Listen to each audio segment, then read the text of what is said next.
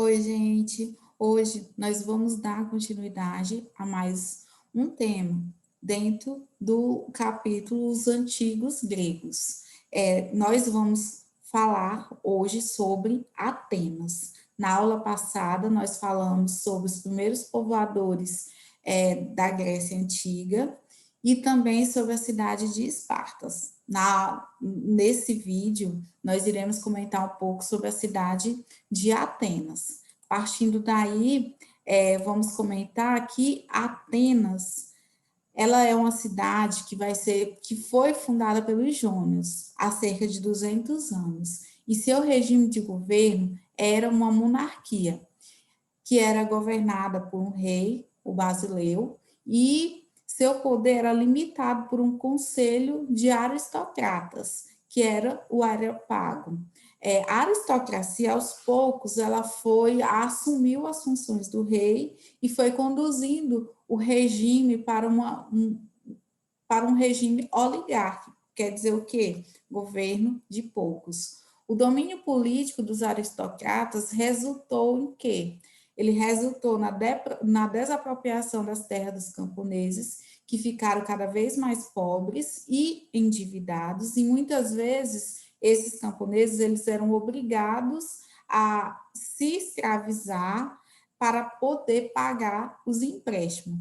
A grande concentração de terra nas mãos da aristocracia, ocasionando com isso tensões sociais que vão refletir nessa organização da cidade de Atenas.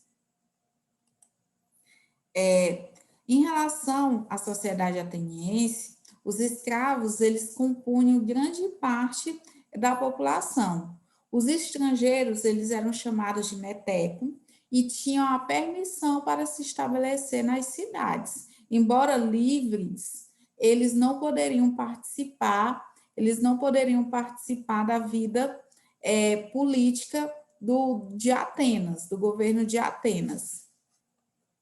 Então, esses metecos, apesar de livres, eles não poderiam participar da vida política de Atenas. Os eupátridas, eles compunham a minoria privilegiada, que eram quem? Os descendentes das antigas famílias aristocráticas. E eles eram proprietários de terras, os proprietários das terras mais férteis e controlavam as decisões políticas das cidades. Outra parte da população ateniense era composta por pequenos proprietários de terras, camponeses, rendeiros, artesãos e comerciantes. Então, a sociedade ateniense ela estava dividida da seguinte forma: os eupátridas, que eram os grandes proprietários de terra, os membros das famílias mais antigas, eram os bem-nascidos, eles faziam parte de quê? Da aristocracia.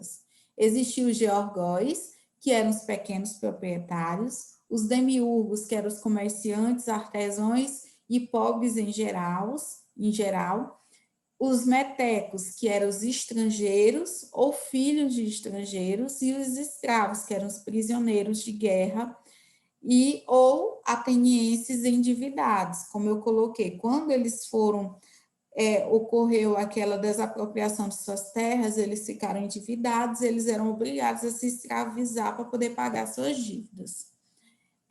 Em relação a tudo isso, a população ela acabou exigindo mudanças. Por que a população ela vai exigir mudanças em Atenas? A população mais pobre ela começou a se revoltar em virtude das grandes desigualdades sociais. Os pequenos proprietários eles passaram a reivindicar maior participação política. Dessa forma, eles vão receber o apoio de artesãos e comerciantes, e eles vão passar a lutar pela distribuição de terra, que essa distribuição de terra ela fosse mais justa, e também pela abolição de suas dívidas. Para conter essas revoltas populares, a aristocracia ela criou uma figura do legislador, e essa figura do legislador ele era encarregado de registrar as leis da cidade. O principal legislador desse período foi o ateniense Solon, e ele fez reformas efetivas. Quais foram as reformas de Solon? Fim da escravidão por dívida, o aumento do número de cidades com direitos políticos, o aumento do número de cidadãos com direitos políticos, criação de 3 instituições, que era o Boletério, a Eclésia e a Elieia, que estabeleceram critérios censitários para a ocupação dos cargos públicos. Solon, ele vai incentivar o artesanato e o comércio e a padronização monetária e a adoção de um sistema único de pesos e medidas, porque ele colocava que tudo isso acabava beneficiando a atividade comercial. A estrutura fundiária ela não foi alterada, desagradando com isso os camponeses. Dessa forma, nós temos aqui os legisladores de Atenas, os principais legisladores. Nós temos Gracchus, que ele instituiu as primeiras leis, que são consideradas, essas leis elas eram extremamente severas e privilegiava principalmente os eupátridas. Por esse motivo, essas leis elas são chamadas de leis draconianas para se referir a leis severas. Já Solon, ele faz o quê? O Solon, ele vai abolir a escravidão por dívida e ele vai oferecer para aquela população uma maior participação política de acordo com a sua renda. O outro legislador importante de Atenas vai ser Clístenes.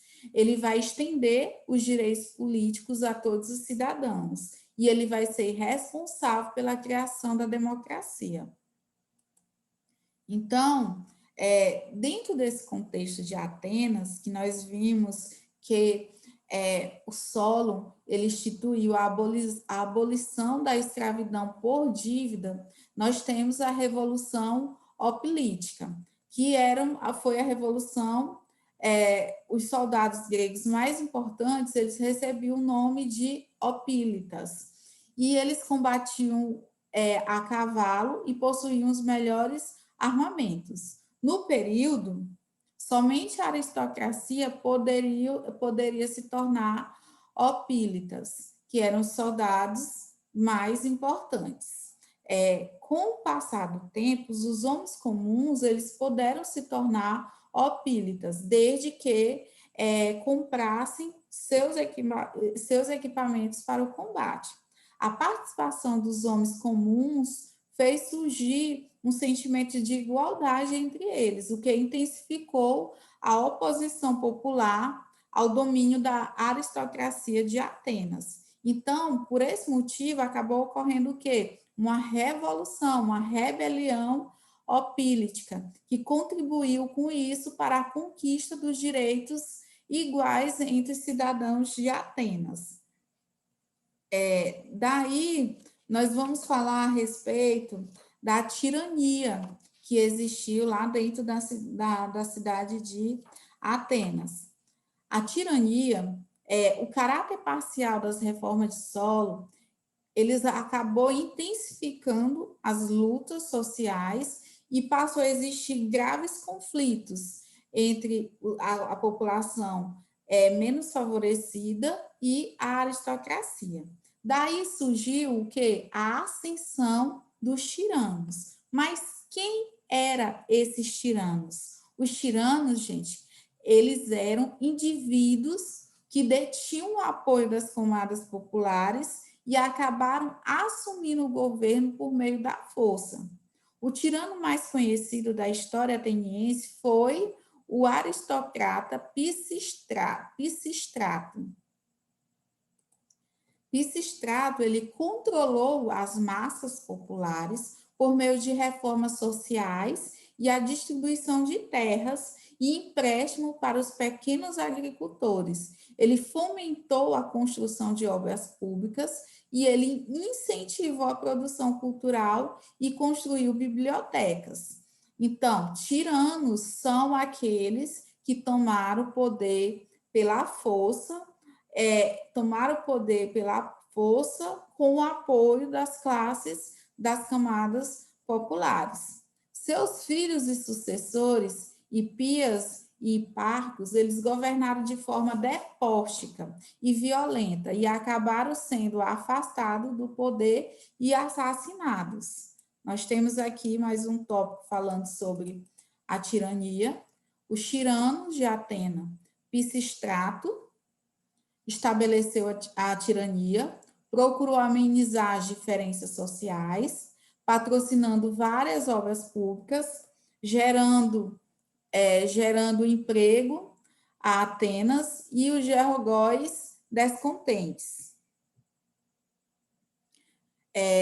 Hiparco e Hipias, que eram descendentes de Pisístrato, filhos de Pisístrato, não deram seguimento às reformas. Aí vem Clístenes, que foi neste contexto que vai ocorrer uma grande revolta que vai ser liderada por Clístenes, e Clístenes ele vai instituir a democracia na cidade de Atenas. Então, a democracia é uma contribuição dos gregos para a contemporaneidade.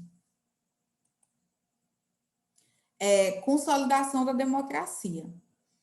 Clístenes propôs reformas, e essas reformas objetivavam reduzir o poder oligárquico e consolidaram com isso o regime democrático na polis, ou seja, na cidade-estado.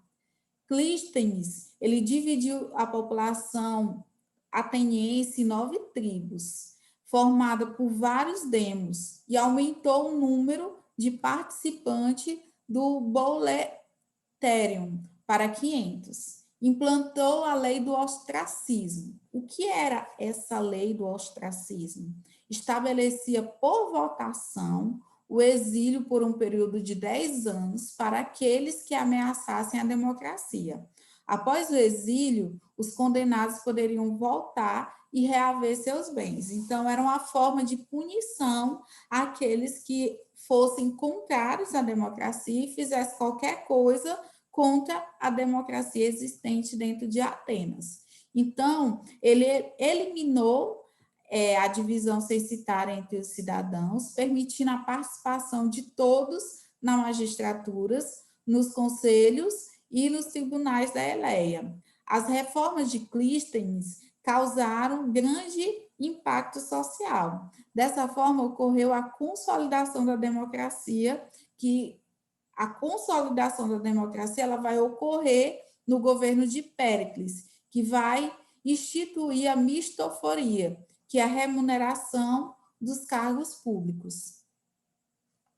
A organização da cidade de Atenas, no período clássico, o espaço urbano vai ser organizado em áreas públicas e privadas. Nas áreas privadas eram construídas as residências, nos edifícios públicos ficavam localizados os espaços principais, como a ágora e a Acrópole.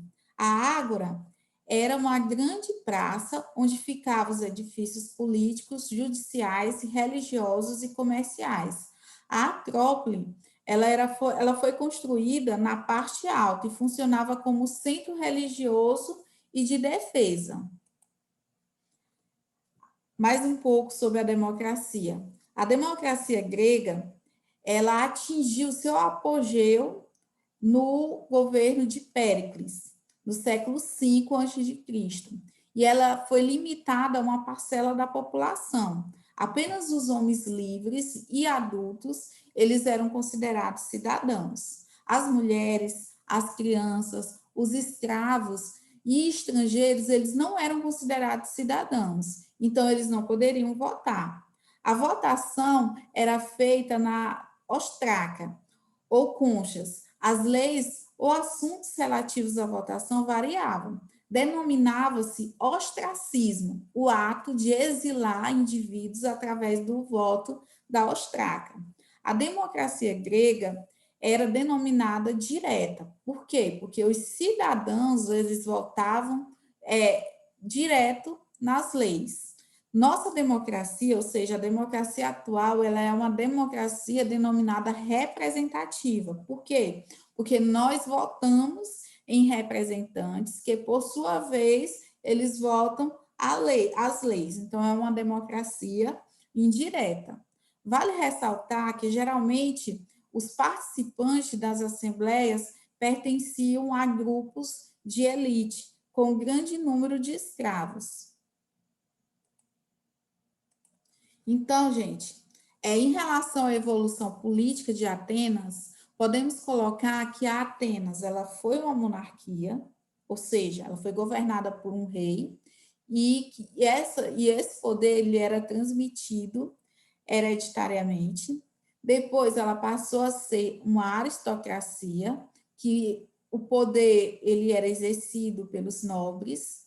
Depois uma oligarquia, poder de uma minoria rica. Devido ao perigo de anarquia, a ausência de autoridade, surge o quê? Surge a tirania, poder de um só homem, imposto pela força e sem respeito pelas instituições tradicionais.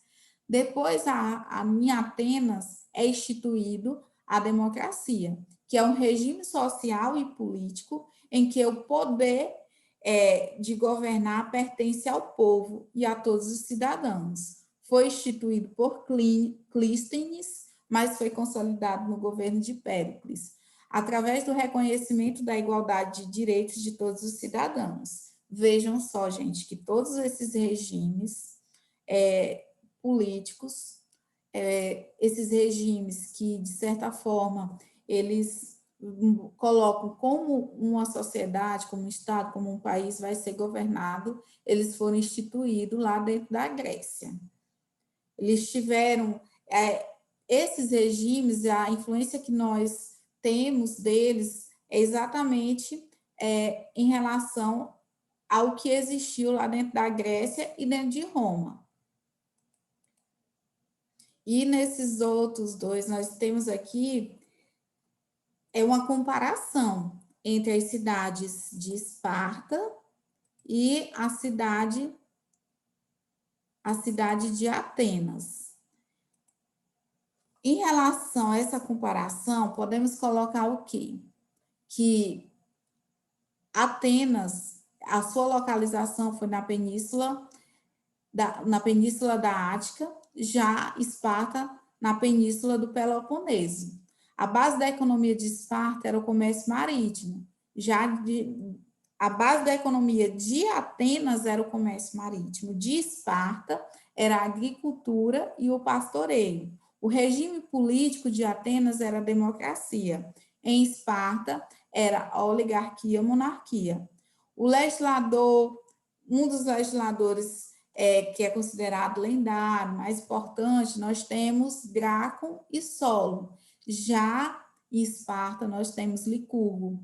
Os povos formadores em Atenas foram os jônios e Esparta, os dórios. Então, aqui, resumindo, Atenas era uma cidade mercantil, onde o cidadão, onde as pessoas eram educadas, os homens livres, eles eram educados para serem cidadão, onde a cidade ela era cosmopolita, porque recebiam pessoas de vários lugares, e a sua política era baseada na democracia. Já em Esparta, a economia ela era agrária, os homens de Esparta eles eram educados para o militarismo, para serem soldados e guerreiros.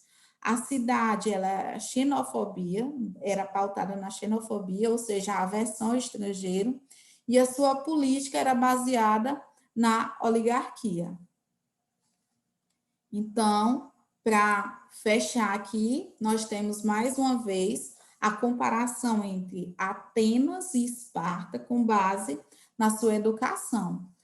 A sociedade ateniense, ela era essencialmente masculina. Os jovens recebiam uma formação intelectual e artística. Para o homem, o serviço militar só começava a partir de 18 anos. Para as mulheres, elas viviam confinadas nas ginéceas e aprendendo a ser boas esposas e mães. Em Esparta, o controle do Estado ele era mais rígido. A mulher devia gerar filhos perfeitos, futuros guerreiros. Os meninos, eles, a partir dos 7 anos, eram entregues ao Estado, voltando-se exclusivamente para a sua própria preparação militar. A mulher espartana, ela gozava de maior liberdade do que a mulher ateniense, porque ela poderia praticar exercícios físicos e ela participava de jogos e competições. Então, gente, por hoje, nós iremos parar por aqui. Nessa aula, nós vimos como foi organizada a cidade de Atenas e a comparação entre Atenas e Esparta.